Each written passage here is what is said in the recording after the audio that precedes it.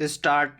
भाइयों, आखिरकार एक लंबे संघर्ष के बाद, जो कि मुख्य रूप से अहिंसात्मक था और जिसका नेतृत्व ऐसे विलक्षण व्यक्ति ने किया जो अहिंसा और सत्य को ईश्वर का पर्याय मानता था, परंतु स्वतंत्रता के किनारे पहुंचने के अंतिम चरण में भारत को खून की नदी में से होकर गुजरना पड़ा और यह नदी भारतीयों ने ही खोदी थी तथा इसमें भारतीयों का ही खून बह रहा था।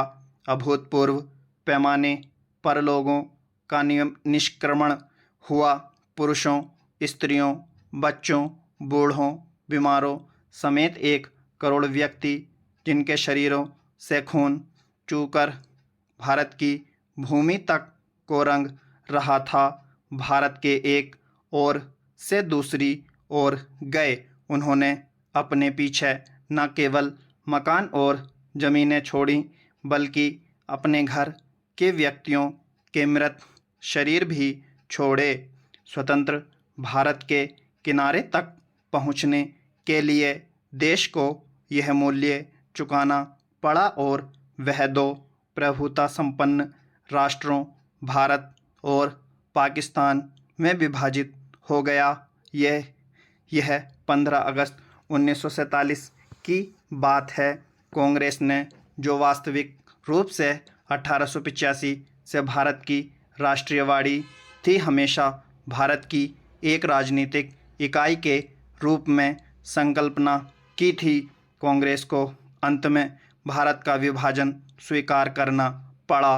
वैसे तो यह स्वीकृति सहमति से दी गई थी, परंतु वास्तविक रूप में देखा जाए तो यह ब्रिटिश शासकों द्वारा पिछले कई दशकों से उत्पन्न की गई परिस्थितियों के दबाव के कारण था। फूट डालो और राज करो की नीति पहल अलीगढ़ मुस्लिम कॉलेज की स्थापना के साथ शुरू की गई। एक दूसरे के बाद आने वाले 3 ब्रिटिश प्रिंसिपलों ने पृथकता का विचार मुस्लिम नेताओं और छात्रों के मन पर बैठाया। सर सैयद अहमद को विभाजनमूलक विचारों को फैलाने के लिए उनसे हर प्रकार की मदद मिली। हम यह नहीं कहेंगे कि इसमें हिंदुओं का कोई दोष नहीं था, जो मुसलमानों से सामाजिक स्तर पर अलगाव बनाए रखते थे और आर्थिक दृष्टि से उनका शोषण करते थे।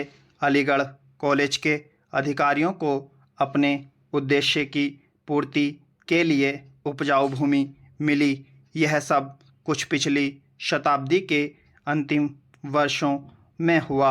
इन्होंने सोच समझकर राष्ट्रीय मुसलमानों की उपेक्षा करने की नीति अपनाई। 1947 में कांग्रेस के पास विभाजन स्वीकार करने के सिवा कोई विकल्प नहीं था, विशेषकर गंभीर सांप्रदायिक झगड़ों के कारण, जो कि गृह युद्ध का रूप धारण कर रहे थे। जिन्ना ने यह सुझाव भी दिया कि सांप्रदायिक आधार पर आबादी की अदला बदली की जाए। शायद वह बेहतर साधन होता, क्योंकि इससे शायद वे क्रूर कृत्य न होते जो बहुत लंबे काल तक पड़ोस में रहने वालों के साथ उनके पड़ोसियों ने किए। विभाजन को स्वीकार करते हुए कांग्रेस ने 15 जून 1947 को दिल्ली में एक प्रस्ताव पास किया, जिसमें अंतिम बार भारत की मूलभूत एकता का आग्रह किया गया था। इसमें कहा गया था, पिछली 2 पीढ़ियों के श्रम और बलिदान की नहीं, बल्कि भारत का विस्तृत इतिहास और परंपरा भी इस मूलभूत एकता की साक्षी है। स्टॉप।